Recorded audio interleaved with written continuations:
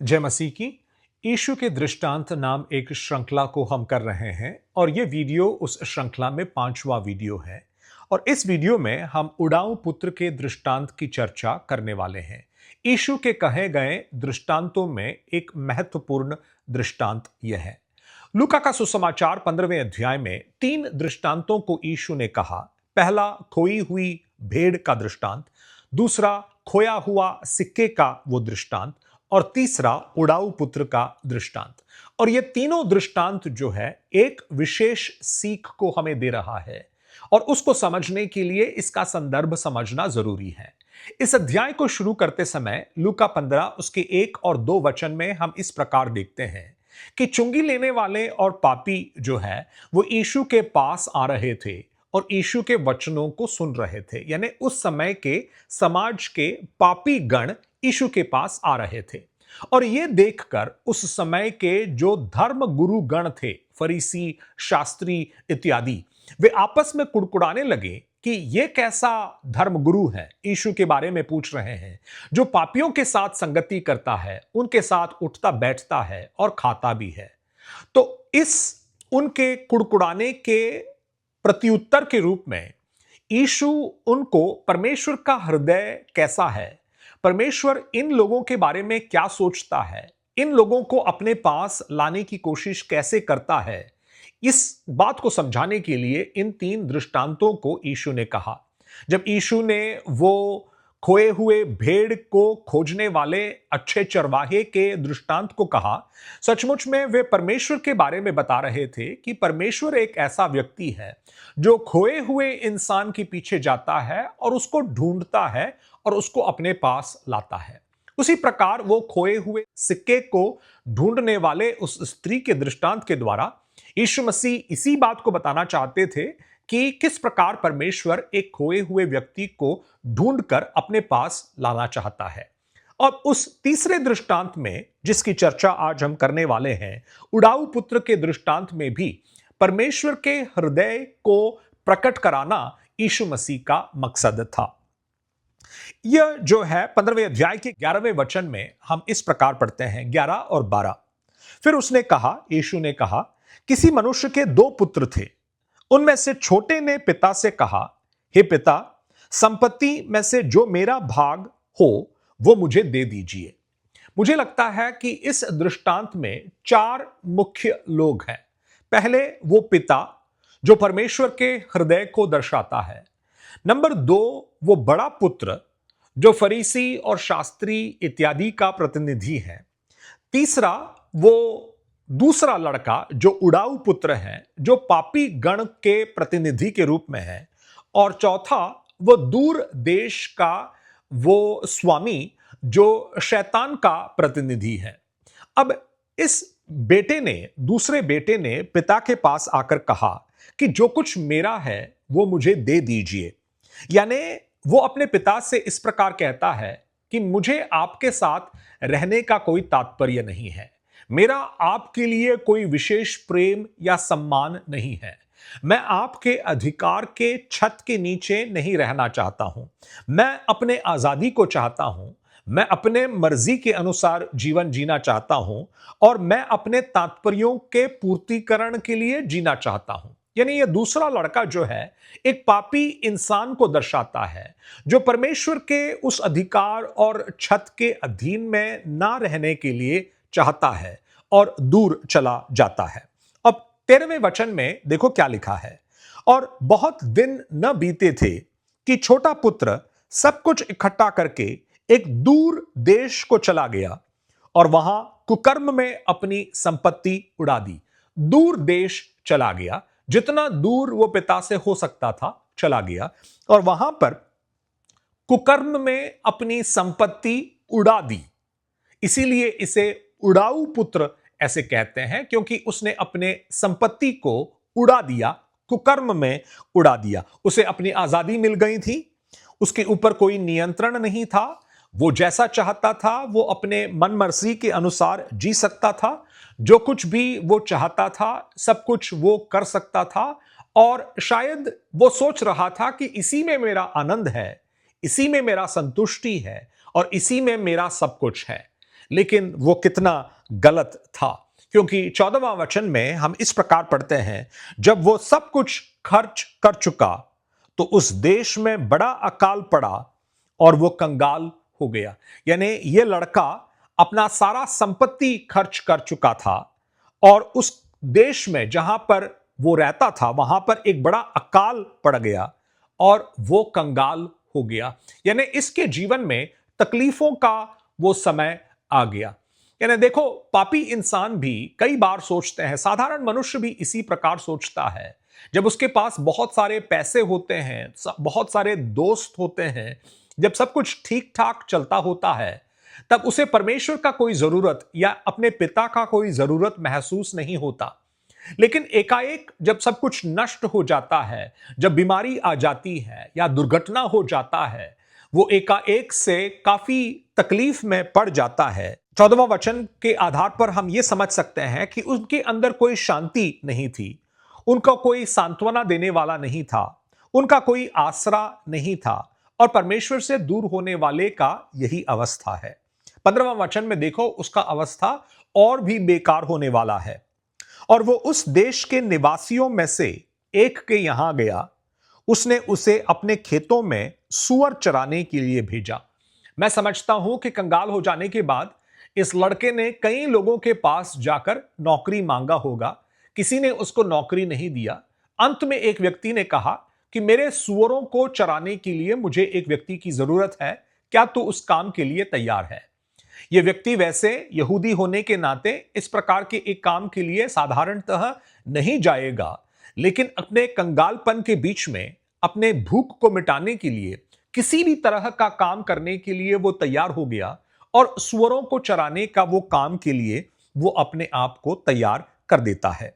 16वां वचन, और वो चाहता था कि उन फलियों से जिन्हें सूअर खाते थे अपना पेट भरे, क्योंकि उसे कोई कुछ नहीं देता था। यानी जिस स्वामी के साथ वो अब था, जिसने उसको यह नौकरी दिया था, वो उसको न पैसे देता था न उसको खाने के लिए कुछ देता था, और इसीलिए यह व्यक्ति भूखा पड़ा है और वो चाहता है कि जो सुअर को खाने के लिए दिया जा रहा है कम से कम वो मिल जाए ताकि मैं अपने पेट को भर दूं।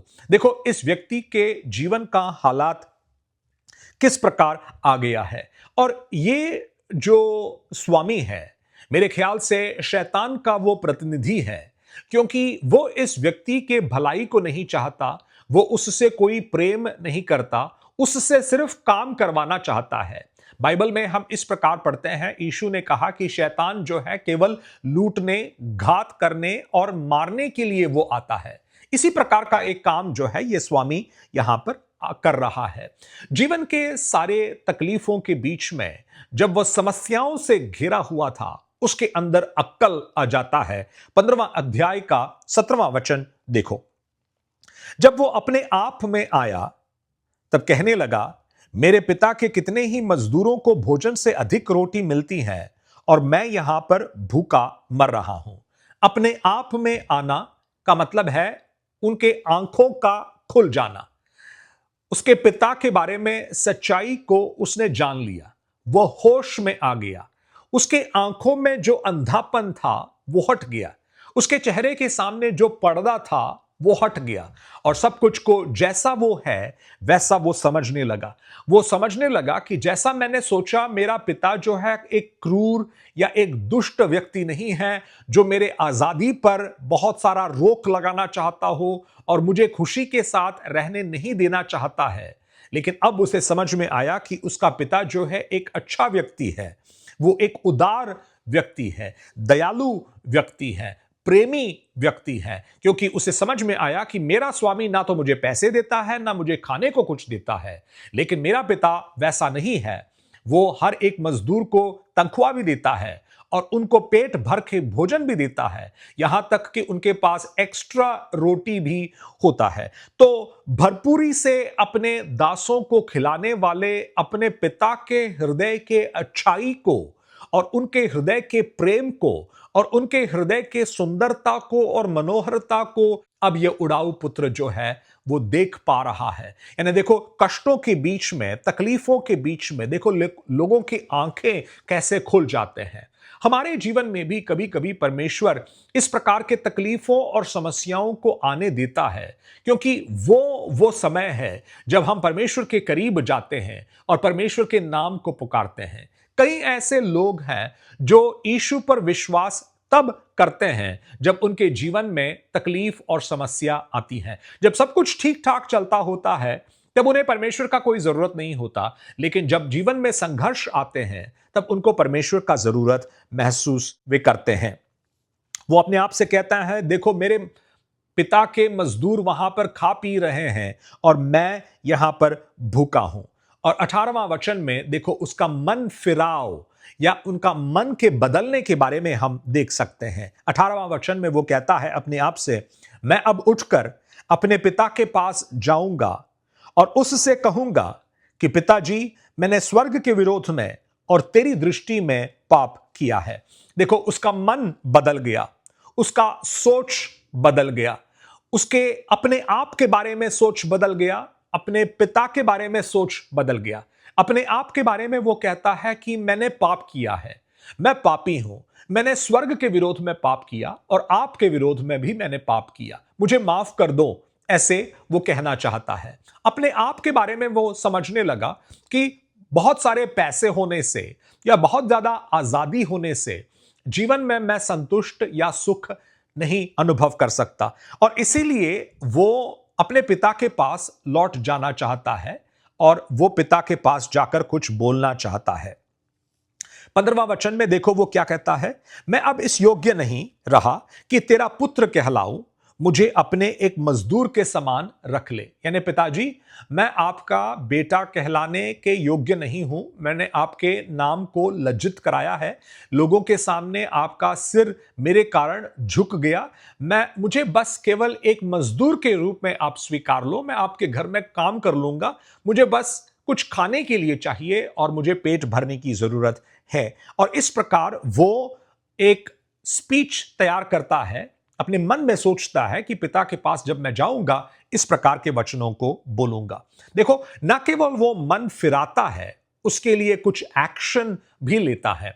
20वां वचन, तब वो उठकर अपने पिता के पास चला।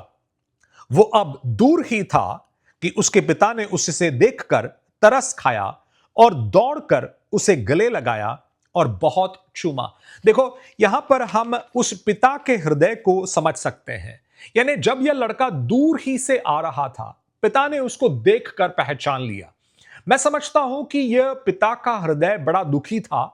वो प्रतीक्षा कर रहा था कि कब मेरा बेटा मेरे पास लौट कर आएगा, और इसीलिए जब वो दूर ही पर था, वो पिता ने उसको आते हुए देखा। उसका हालात बहुत खराब हो चुका होगा, फटे पुराने कपड़े, कई दिनों से नहाया नहीं है, बड़ा दुर्गंध उसके शरीर से निकल रहा है, लेकिन यह कोई बात नहीं है पिताजी के लिए। वो दौड़कर उसके पास जाता है और गले लगाता है। पिता का प्रेम, पिता का वो उदारता, पिता का वो क्षमा इत्यादि हमें यहां पर दिखाई देता है। यह पिता उसको डांटता नहीं है, उसको लोगों के सामने लज्जित नहीं कराता है, उसको मारता नहीं है, कोई बदला नहीं लेता है, तूने मेरे साथ ऐसा क्यों किया, इस प्रकार का कोई शब्द नहीं है। और यीशु मसीह इस व्यक्ति के द्वारा पिता परमेश्वर के हृदय को व्यक्त कराना चाहते हैं कि जब एक पापी इंसान परमेश्वर के पास आता है, परमेश्वर डंडा लेकर बैठा नहीं है कि उसको मारे, उसको लज्जित कराए या उसको नीच दिखाएं, बल्कि बड़े उदारता के साथ उसको अपने पास लाने का वो कोशिश करता है। 21वें वचन में बेटा जो है, यह उड़ाऊ पुत्र अपना मुंह खोलकर पिता से कुछ बोलता है। पुत्र ने उससे कहा, पिताजी, मैंने स्वर्ग के विरोध में और तेरी दृष्टि में पाप किया है और अब इस योग्य नहीं रहा कि मैं तेरा पुत्र कहलाऊं। यानी जो भी भाषण उसने तैयार किया था वो पिता के सामने बोल रहा है, और वो बोलने पर था कि मुझे आप अपने घर में एक मजदूर बना दो, लेकिन पिता ने उसको कुछ बोलने नहीं दिया। 22वें वचन में देखो क्या लिखा है, परंतु पिता ने अपने दासों से कहा, झट अच्छे से अच्छा वस्त्र निकालकर उसे पहनाओ और उसके हाथ में अंगूठी और पांवों में जूतियां पहनाओ, और 23वां वचन, बड़ा भोज तैयार करो ताकि हम खाएं और आनंद मनाएं। यानी पिता कह रहा है कि तू मेरे लिए कोई मजदूर नहीं है, तो बेटा था और अभी भी बेटा ही है। और इसीलिए वो प्रेम को दिखाने के लिए अच्छा वस्त्र पहनाता है, अंगूठी पहनाता है, जूते पहनाते हैं। उस समय के सेवक गणों के पास ये सब कुछ नहीं था, मजदूर गणों के पास ये सब कुछ नहीं था। एक बड़ा भोज को तैयार करता है। 24वां वचन में उस बड़े भोज का कारण पिताजी कहते हैं, वो इस प्रकार कहते हैं, क्योंकि मेरा यह पुत्र मर गया था, फिर जी गया है, खो गया था, अब मिल गया है, और वो आनंद करने लगे। यानी पिताजी बड़े आनंद के साथ सारे लोगों को बुलाकर एक बड़े भोज को तैयार कर कर लोगों से कह रहा है, देखो ये मेरा लड़का जो है खोया हुआ था लेकिन अब लौट के आया है, वो मरा हुआ था लेकिन अब जी उठा है। देखो यीशु मसीह जब इस दृष्टांत को बता रहे हैं, आपको याद रखना है कि किस संदर्भ में यीशु इन बातों के बारे में बोल रहे हैं। फरीसी और शास्त्री कुड़कुड़ा रहे थे कि यीशु मसीह पापी लोगों के साथ उठ बैठ रहा है, खा पी रहा है, और वे कुड़कुड़ा रहे थे। और जवाब में यीशु कहता है कि देखो, परमेश्वर का हृदय एक अच्छे चरवाहे का हृदय है जो खोए हुए भेड़ को ढूंढ कर निकलता है। परमेश्वर का हृदय जो है इस पिता के समान है जो लौटकर आने वाले उड़ाऊ पुत्र को ग्रहण करने के लिए तैयार है।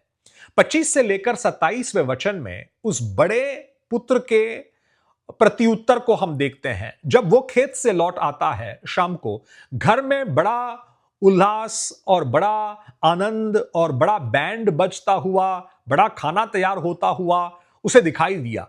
वो घर के अंदर प्रवेश नहीं करता है, वो बाहर ही खड़ा रहकर पूछता है कि यह क्या वजह है कि इस प्रकार का यहां पर आनंद मनाया जा रहा है। देखो, यह बड़ा लड़का किसका प्रतिनिधि है? उस समय के यहूदी धर्म गुरुओं का वो प्रतिनिधि है।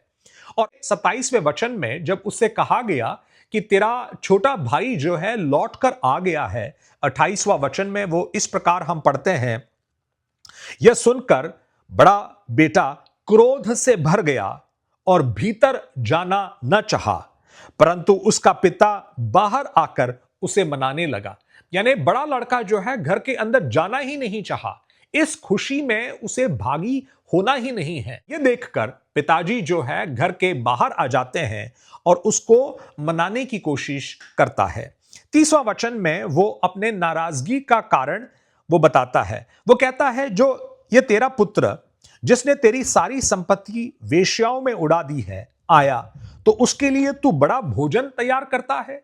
ऐसे क्यों? इसने तो पापी जीवन शैली को जिया है, अब तुम उसको कैसे स्वीकार कर रहे हो? पिता जवाब में कहता है 31 और 32, उसने उससे कहा, पुत्र तू सर्वदा मेरे साथ है और जो कुछ मेरा है वो सब तेरा भी है, परंतु अब आनंद करना और मगन होना चाहिए, क्योंकि यह तेरा भाई मर गया था, फिर जी गया है, खो गया था, अब मिल गया है। यानी पिताजी जो है बड़े पुत्र को मनाने की कोशिश कर रहा है कि छोटे पुत्र के लौट आने में तू भी आनंदित हो जा, तू भी इस बड़े भोज में शामिल हो जा। इस दृष्टांत के द्वारा यीशु वास्तव में उस समय के फरीसी और शास्त्रियों से कह रहे हैं कि जब ये चुंगी लेने वाले और पापी परमेश्वर के राज्य में प्रवेश कर रहे हैं, तुम्हें भी इसमें आनंद मनाना चाहिए, तुम्हें भी इसमें खुशी मनाना चाहिए। आओ हम साथ में मिलकर परमेश्वर के राज्य में आनंद मनाएं। ऐसे परमेश्वर का हृदय है, ऐसे यीशु इन लोगों को समझा रहे थे। क्या इस बड़े लड़के ने इस घर में आकर आनंद के समय में सहभागी हुआ? यीशु के दृष्टांत में उसका जवाब नहीं है, क्योंकि अब जो है फरीसियों और शास्त्रियों को यह निर्णय लेना है कि पापी और चुंगी लेने वाले जब परमेश्वर के राज्य में प्रवेश करते हैं, उस कार्य में उनको आनंदित होना है या उनको कुड़कुड़ाकर इस बड़े लड़के के समान बाहर रुकना ही है। यीशु ने यह दृष्टांत जो है वहां पर खत्म कर दिया, क्योंकि उन्होंने यह नहीं कहा कि बड़े लड़के ने कभी अंदर नहीं आया। अब बड़े लड़के का वो जिम्मेदारी है कि वो अंदर जाना चाहता है या नहीं, उसका निर्णय ले। और यीशु मसीह इस प्रकार फरीसी और शास्त्रियों और इत्यादि लोगों से कह रहे हैं, देखो परमेश्वर का हृदय सबके लिए है, वो सबसे प्रेम करता है, तुमसे भी प्रेम करता है और पापी लोगों से भी प्रेम करता है। पापी जब उसके पास आते हैं, उनको स्वीकारते हैं, तुम जब परमेश्वर के पास आओगे तुमको भी वो स्वीकारेगा। इनके आगमन पर तुम कुड़कुड़ाकर परमेश्वर के राज्य से दूर रहने की कोशिश मत करो। ऐसे प्रभु यीशु मसीह इन दृष्टांतों के द्वारा लूका के सुसमाचार 15वें अध्याय के द्वारा समझाने की कोशिश करते हैं। देखो, परमेश्वर का हृदय हमें इसके अंदर से हमें देखने को मिलता है, नंबर 1। नंबर 2, हम सभी जो है उड़ाऊ पुत्र की स्थिति में हैं। हम सभी परमेश्वर से दूर चले गए थे। हमारे लिए जरूरी है कि हम परमेश्वर के पास लौट आएं और इस अच्छे पिता के भवन में रहने के लिए हमें निर्णय लेना है। आज तक आपने उस प्रकार का एक निर्णय नहीं लिया है तो यीशु के पास आएं, आप परमेश्वर के राज्य में प्रवेश करें। परमेश्वर आपको इन वचनों के द्वारा आशीष दे।